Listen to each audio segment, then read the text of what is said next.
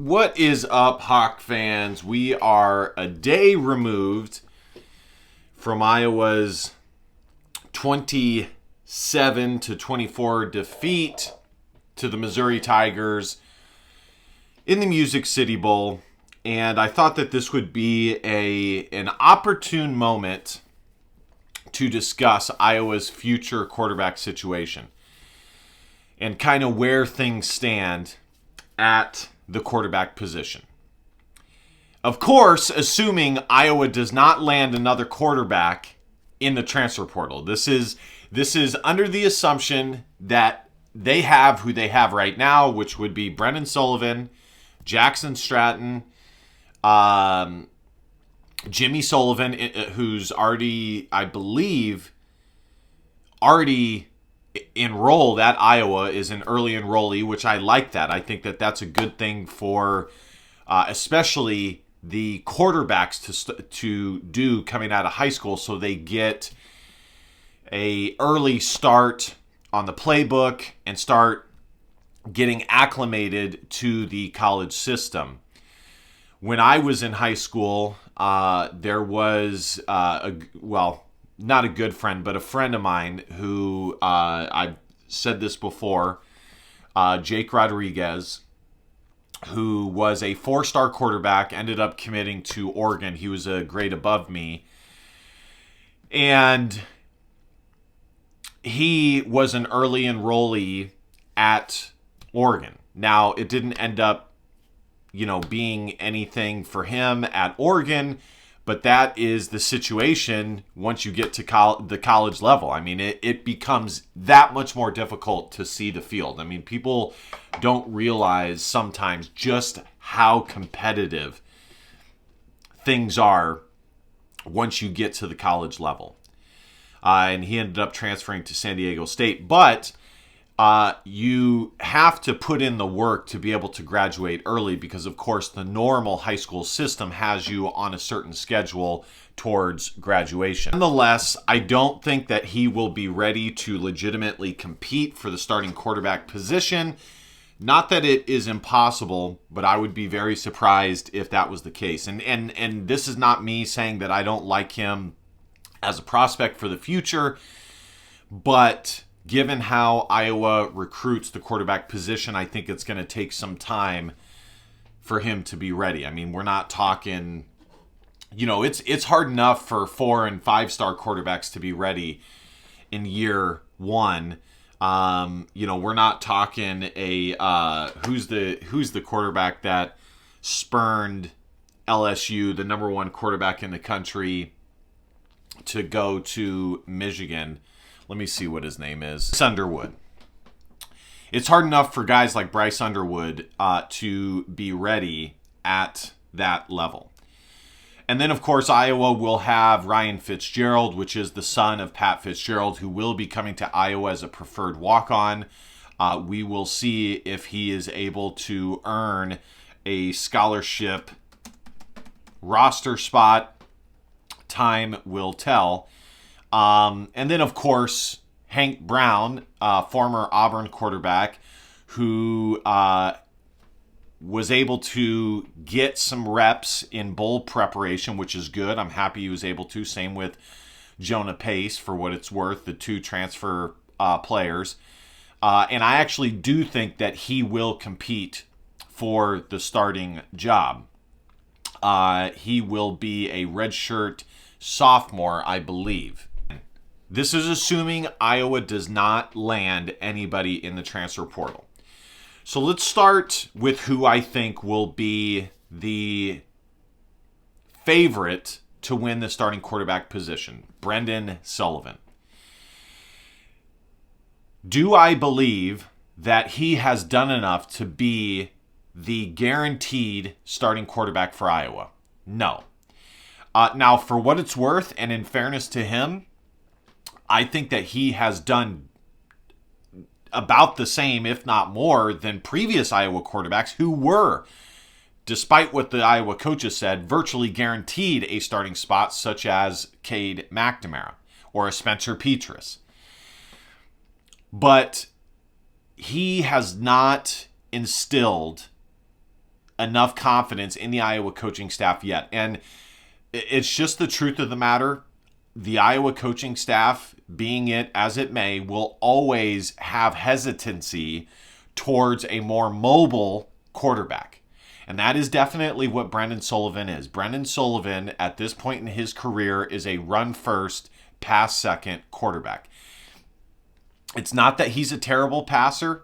In fact, I actually think that he is a better passer than kind of what I expected, or even he realizes, per se, or what he gets credit for. I mean, he has made some nice passes in his reps as Iowa's quarterback. However, mentally, he does not have confidence in his arm yet. I would say more accurately, he does not have confidence in the in between the ears part of being an Iowa quarterback. The checkdowns, the progressions, especially in a Tim Lester, Shanahan style offense, which requires patience and to be able to go through your progressions and be a very heady quarterback. He does not yet have that confidence. Now, I made a post on Facebook, and I think that this does encapsulate most of my thoughts on Brendan Sullivan and the Iowa quarterback situation going into next year. So I said, with regards to Iowa's quarterback situation, Iowa has three options. Number one, land a quarterback in portal that is at least as good as Sullivan. This will be tough, but not impossible. And I was kind of being nice. I think in all actuality, and I've said this for a while, until Iowa is able to prove that they can be productive in the passing game, it's going to be hard to land wide receivers, and it's going to be hard to land quarterbacks, okay? But still, not impossible. Number two, Sullivan will need to improve as a passer, timing, standing in the pocket, and being patient, etc., which I'll come back to. Number three, Tim Lester will have to tailor Iowa's offense within his scheme to fit Sullivan's skill set. I do think that the third option for Sullivan is the best option. Do I think it will happen? No. I would love for Sullivan to develop and improve immensely in his timing, in his in between the ears aspect of being quarterback. But at this point, guys, he is very far into his career. I think he is who he is. Now, it's not impossible. We have seen quarterbacks. We have many examples of them taking tremendous leaps, especially with a good quarterbacks coach, with a good offensive coordinator, take tremendous leaps from year to year. Whether it be their first couple of years or their last few years, we have seen that. So it's not impossible. But I think the more likely situation is that who we saw today against Missouri is who mostly Sullivan is as a quarterback, which is a guy who his primary skill set is his ability to escape the pocket. If the first option is not there as a quarterback, he gets timid, he gets antsy, he gets happy feet, and he starts to leave the pocket. And he even said that in his postgame. He said that he needs to work on being more tactful about running the football and not just always taking it off and running with it. He needs to be more mindful and have better decisions in when he does take off to run, rather than just being a quarterback that runs anytime he feels a little bit of pressure, or strategic. That's the word I'm looking for. And I agree. I said that in my Facebook posts during the game, and I said that in my post-game commentary, that he needs to be more strategic, sometimes, even though you might have the ability to leave the pocket and you do have the speed to do that, sometimes it is better to just stand tall and possibly take a sack in order to see what is downfield, because you end up lulling the defense to sleep slightly. You're not as predictable when you do that. Now, I'm not saying that running anytime there's pressure is bad as far as running with a purpose. Okay? He is fine if he takes off in order to buy time, to allow time for his receivers to get open and have a pass downfield. Okay? That is when, if he is able to make that step, he will be that much better for it. And it will improve his skill set as a quarterback. Am I confident that he will be able to do that? I would say my confidence meter out of a 10 is probably a 3 or a 4. Okay. Looking at the rest of the roster, Iowa, now just to wrap this up with Sullivan, I do think that Tim Lester does need to greatly consider, especially if Iowa is not able to land a quarterback in the transfer portal that is a quarterback that can come in and compete for the starting job, which I do think they already did land that in Hank Brown, but I'm talking somebody who is like a notch better than Hank Brown. Okay, a guy that comes in and will basically be the favorite to be the starter, even ahead of Brendan Sullivan. Because if Iowa can't land a guy like that, they're pretty much just, they're good with what they have. I do think Lester, if that is the case, would be smart to consider altering the offense here or there, more quarterback designed runs, things like that, to assist Sullivan in becoming more confident throughout the course of the game and leaning towards his skill set rather than trying to fit his skill set with Iowa's scheme. Okay? And that was even something that Brian Ferentz did not do well. And I said that whoever the next offense coordinator was, I wanted them to be an offensive coordinator that was not so rigid in their scheme. Now, I don't think Lester is that rigid. I don't think he is as rigid as Brian Ferentz. I think he's much more open-minded towards that, and I think we have already seen that in year one. Now, there's a difference between doing it a little bit and like embracing it fully and really embracing whatever the skill set is of your starting quarterback. Now, in fairness, that is a tough thing to do, because if that quarterback gets injured, you basically have to throw out much of that playbook that you have been practicing with in order to go back to your normal scheme with whoever the next quarterback is, because most of Iowa's quarterbacks are not like Brendan Sullivan. Okay, most of them are more pocket passing quarterbacks. And that's just the truth of it. Jimmy Sullivan has some escaping ability. Hank Brown is not a statue, but Brendan Sullivan is probably the most athletic quarterback. And the last thing that I'll say on Sullivan is, based on what I have seen in his time at Iowa, I am extremely hesitant in my confidence about his ability to stay healthy. I think that the way he plays, unless he's able to develop what I have already said in the previous part of this video, there is a high likelihood that he will get injured and Iowa will have to go to their backup options. Now, moving this along, the next quarterback, I would say, I think Hank Brown will be the number 2 quarterback. I am not completely down on Jackson Stratton. I think Jackson Stratton has some skill set that is good. He's big. He's got a big arm. And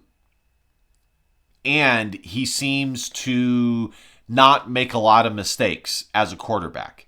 But I do think Hank Brown is going to be slightly ahead of Jackson Stratton, but we'll see what development he's able to make. Okay. Hank Brown is more of a pocket passing quarterback, and he's probably the quarterback that fits Tim Lester's offense the most in being a extremely heady quarterback that can read defenses, go through his progressions, has good arm talent.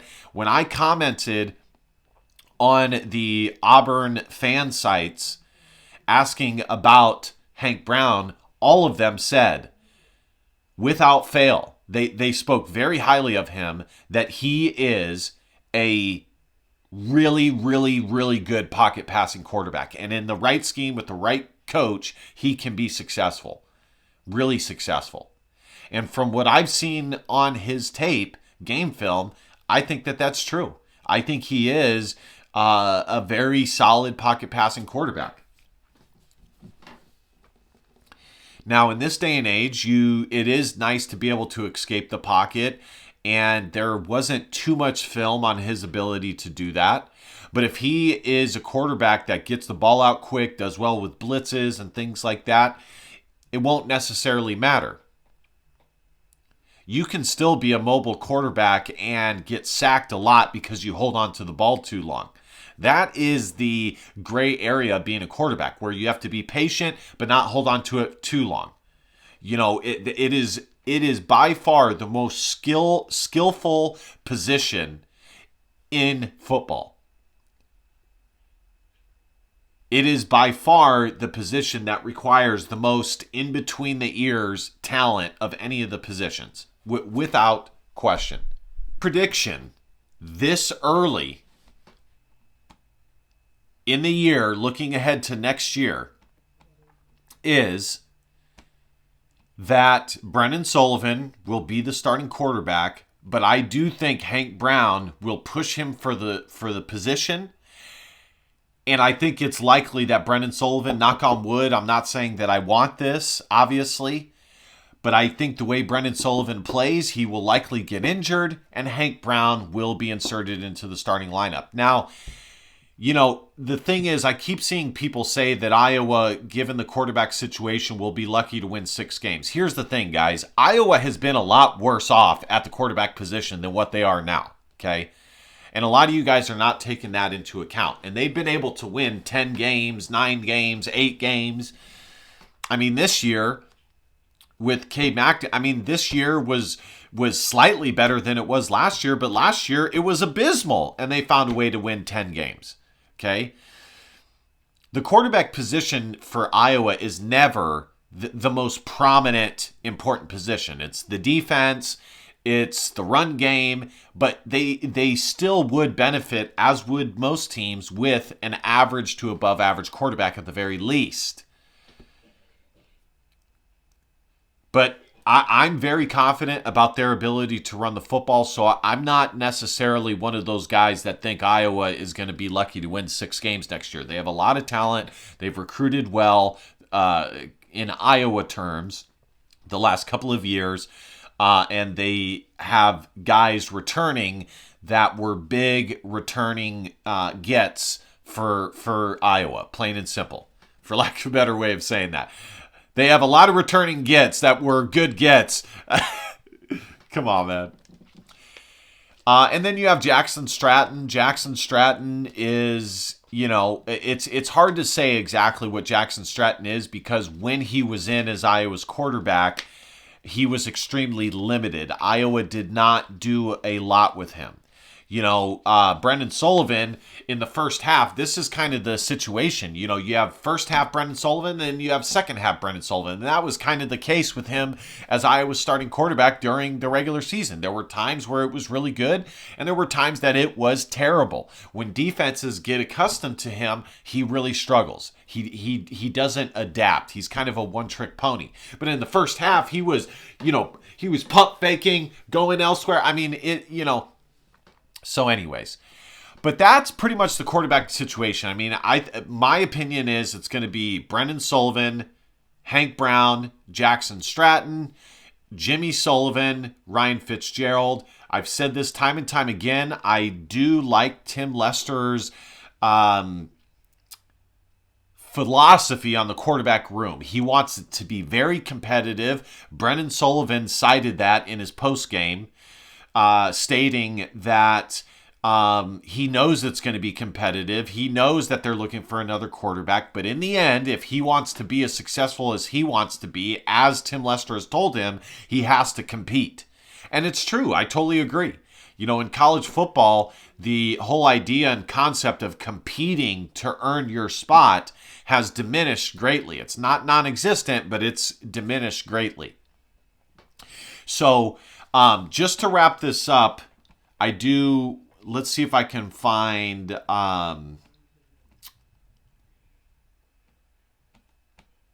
the article from Hawk Central.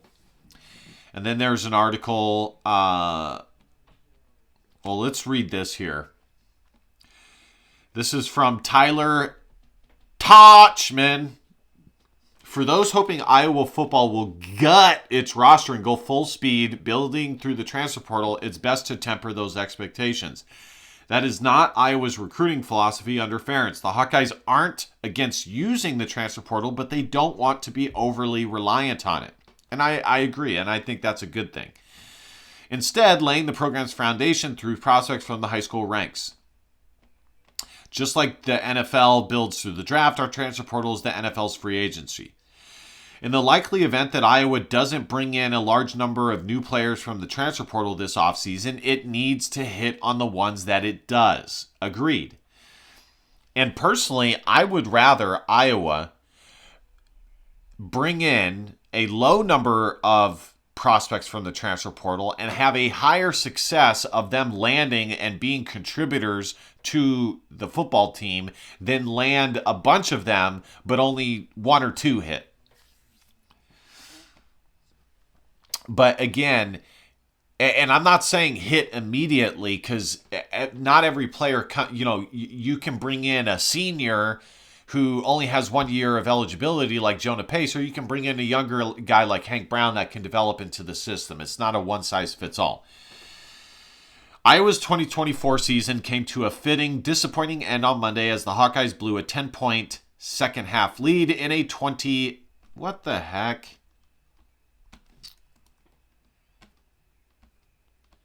Wow. The article just disappeared. 27-24 Music City Bowl loss to Missouri. Their once hopeful season was marred with frustrating inconsistencies, a regressing defense, and a one-dimensional offense. I couldn't agree more. The game against the Tigers reinforced Iowa's need to look outside the program to help solve those problems. With what is on the horizon in 2025, Iowa needs to upgrade an 8-5 roster that is already losing several key contributors. Swinging and missing in the transfer portal would make it difficult to put together a winning season. I don't know that I agree with that. I think Iowa has plenty of talent, and they're a developmental team, and they will continue to develop. And you don't know, I don't know what guys will take huge leaps forward. What I do know is Iowa has recruited fairly well, and I do know that in key positions they have plenty of talent and experience. The offensive line, the defensive line, the running back room, the tight end room. The training wheels in the expanded Big Ten are coming off for Iowa next season. The Hawkeyes are set to take on 3 programs that made this season's college football playoff: Penn State, Oregon, and Indiana. all at Kinnick Stadium. On top of that, 3 of Iowa's road games are rivalry matchups: Iowa State, Nebraska, and Wisconsin. Iowa has begun to address its needs with 2 current signees in the current portal, Hank Brown and Central Michigan defensive lineman Jonah Pace, but that pair alone is not enough to close the gap between where Iowa currently stands and where it needs to successfully navigate a brutal schedule. Much like high school recruiting, the transfer portal is not a science. Iowa has landed some success stories, such as Nick Jackson, who played his final game as a Hawkeye on Monday, but there have also been some major letdowns, including Cade McNamara, Caleb Brown, and to an even greater extent, Caden Proctor. Iowa's ambitions in 2025 don't hinge solely on what it's able to accomplish in the transfer portal in the coming months. But without hitting big in the transfer portal, Iowa faces a steep climb ahead. One of Iowa's biggest disappointments in 2024 was its defense. For a unit that returned a majority of starters from an elite 2023 unit, that group was far too shaky this season. The Hawkeyes allowed more than 400 yards of total offense each to Ohio State, Michigan State, and UCLA. Iowa's defense also crumbled in a second half collapse to Iowa State. Monday added to the list of poor defensive performances as Missouri recorded 376 total yards. Arguably, the weakest position group on the defensive unit this season was the secondary. Losing Cooper DeJean shouldn't be taken lightly, but that group was not up to par with what has become the standard under defensive coordinator Phil Parker. Iowa is losing 2 veterans in the secondary in cornerback Jamari Harris and safety Quinn Schulte. Iowa has some pieces to work with in Xavier Wampa, Cohen Entringer, and Zach Lutmer, but other projected returners at defensive back are mostly either young, unproven, or both.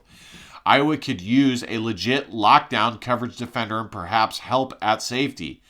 Iowa has pursued and missed on both spots in the transfer portal so far. Iowa's performance in the secondary against Missouri further reinforced the Hawkeyes' need to bolster that unit. The main one I want to talk about is the quarterback one.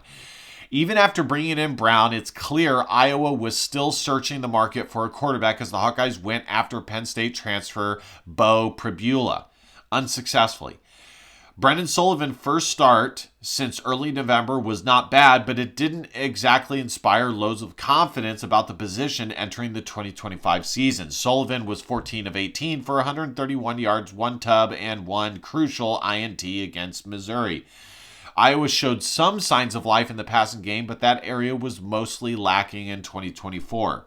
Iowa is not in panic mode if it doesn't get another quarterback. The Hawkeyes' room in 2025 would be highlighted by 3 players with starting experience: Sullivan, Brown, and Jackson Stratton. But for a position group whose woes have stretched several years now, Iowa would greatly benefit from bringing in a more established, dangerous signal caller. Otherwise, Iowa could face a dilemma that has been all too familiar the last few years with lackluster quarterback play. Wide receiver, with regard to the passing game, this goes hand in hand with quarterback play. Iowa's young and inexperienced wide receiver group showed flashes under first-year position coach John Bodemeyer, but there is plenty more growth needed. Jacob Gill, Reese Vanderzee, and Jarriett Bowie are among the foundational parts of that unit moving forward, but finding a legitimate game changer on the perimeter would go a long way in helping Iowa's passing game.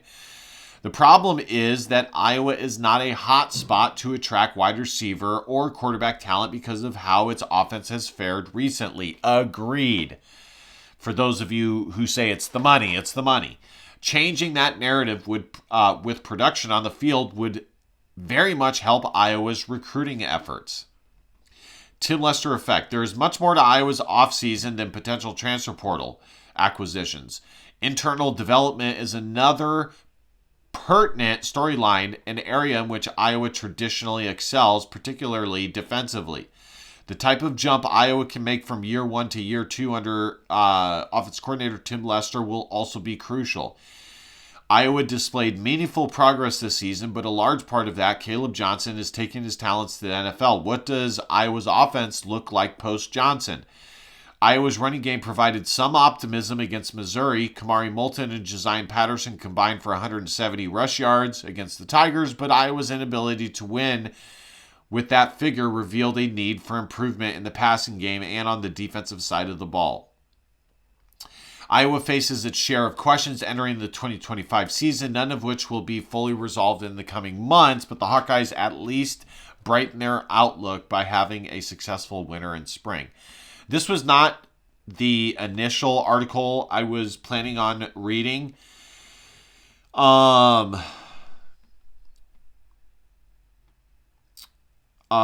Despite loss, Iowa's football seniors deserve appreciation. That's probably true. Let's see, Hawk. But there is one. Let's see here. Let me see if I can find it. Here it is. The team with the better quarterback won. There's a reason that the Iowa football program is continuing to search for a quarterback in the transfer portal. Missouri had the quarterback advantage in Monday's Music City Bowl. And as it happens, in high-level football, the team with the better quarterback won the game, which is usually the case. Not always, but usually. And Iowa has won a lot of games without having the better quarterback. Brady Cook diced up Iowa's secondary most of the afternoon and delivered when it counted most, sending the Tigers to a 27-24 victory over Iowa. The Hawkeyes blew a double-digit lead for the third time this season and finished with an 8-5 record.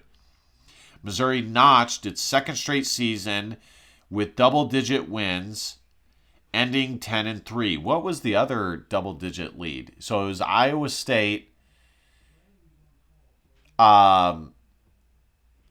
Missouri, maybe, it was UCLA. This was not the outcome Iowa wanted, but probably the outcome it deserved. I agree with that. The Hawkeyes led this one 24-14, yada, yada, yada. Let's see. In a battle of two ball control teams that emphasized turnover margin, the Hawkeyes made the first big mistake. Brennan Sullivan forced the ball on a third down pass along the Iowa sideline. He tried to sneak a ball to Reese Vanderzee, but Missouri's Toriano Pride made an aggressive charge for the interception. Missouri got 3 points. As a quarterback in an offense, this is a scenario you want, to have the ball game in your hands, but Sullivan failed in that moment, talking about the last drive.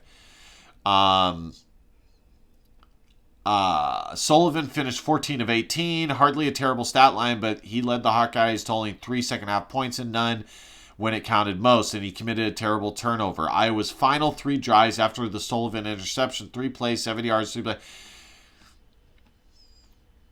And so that's pretty much it. So I agree with that. Quarterback, none. All that to say, the Northwestern transfer likely hasn't separated himself to be Iowa's definitive QB1 going into next year, according to Rivals.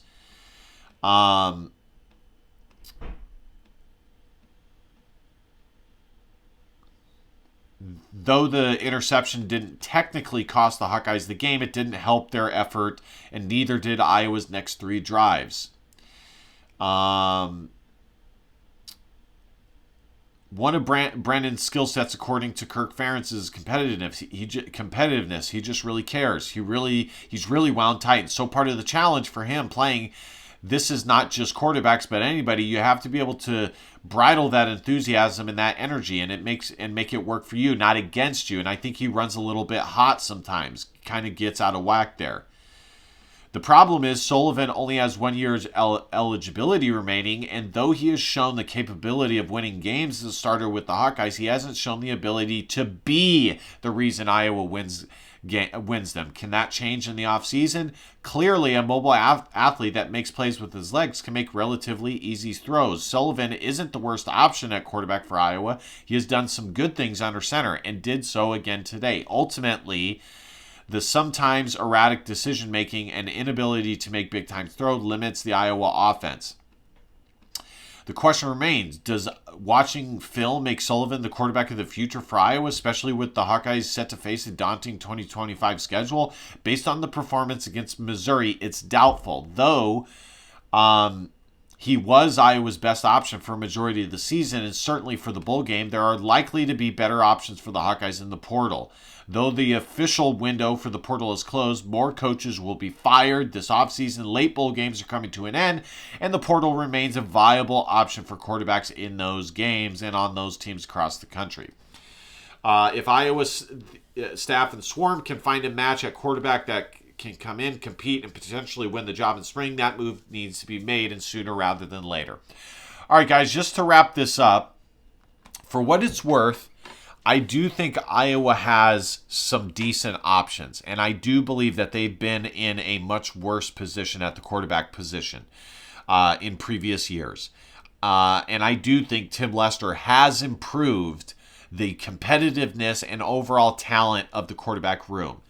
But does Iowa have a definitive starter, a definitive quarterback that, as Rivals said, can be the reason that Iowa wins games when they need it? Not yet. They don't have that yet. At best, they have guys that can occasionally help Iowa and do positive things, but overall, they are guys that are just trying to stay out of the way of the other areas of Iowa's football team, special teams, the run game, and the defense. And that's the truth of it. But I do think they have a decent foundation. And for what it's worth, Brennan Sullivan does have a strong foundation. Okay, he has some good intangibles that really, if honed correctly, can really make him a good quarterback. Okay, he's got good height, 6'4", he's very competitive. But again, to be quarterback, unless you are just magnificent running the football, you have to be able to pass the ball. And if I'm Tim Lester, I am working diligently to make Brennan Sullivan a better pocket passing quarterback. And it can be done. It can. Brennan Sullivan obviously isn't a dumb guy or anything like that. It can be done, but it's going to take a lot of hard work. The last thing I want to say is, on my videos, I always find it absolutely hilarious when there are people who comment, and I always see them. They're always returnees. They go, what? Why should I listen to this guy's opinion? Why is he even talking about Iowa football? And it's always the people who are like they're the certain kind of Iowa fan where anybody who critiques Iowa is not loyal, and they're bad to Iowa football, yada yada yada, which is absolutely absurd and ridiculous. And my thing is, listen, if you don't like my honesty when it comes to Iowa football, and you don't want to hear an honest take with regards to Iowa football and what's good about them, what they need to improve on, stuff like that, then go somewhere else. Watch something else. Watch, Hawk Central, or some of these other platforms that want to maintain their relationship with the Iowa football pro. I don't care about that. I don't have a relationship with Iowa football besides my own fandom. So I'm not trying to hold on to anything. But if that's what you would rather hear, and just hear, foo-foo, fluffy stuff, because you're not a grown enough adult to hear dissenting opinion or critical opinion on your favorite team, which happens to be my favorite team, then watch something else. It's no big deal. Obviously, there's plenty of other people that like my channel enough. That's fine. You're not hostage here. But I just find it funny. Like, I'll see them comment on one video, I'll call them out, and then they'll say that I took their comment incorrectly, and that's not what they meant to say. And then I'll say, okay, well, fair enough. And then I see them come back on another video saying the same garbage. Anyways, guys, thank you guys so much for watching. That is the quarterback outlook for Iowa going into next year. I will keep you guys updated every step of the way. Moving forward, it's going to be Iowa basketball I look at, maybe Iowa wrestling once they get to some of the big matchups. Maybe Iowa women's basketball, definitely recruiting. I'll have you guys covered with that, the transfer portal, but mainly it's going to be Iowa men's basketball. All right, guys, be sure to hit that subscribe button, like, comment. Thank you guys for all your support. Heck, you can dislike the video. It helps the algorithm as well. Whatever you want to do. I appreciate all your guys' support and all your guys' comments. You guys are the best supporters in the world. Most of you. And of course, last but not least, DBAP. Don't be a pussy, will it affect your feelings, because your feelings just don't matter. I love you, Hawk fans. See you guys next time. Go Hawks. Bye-bye.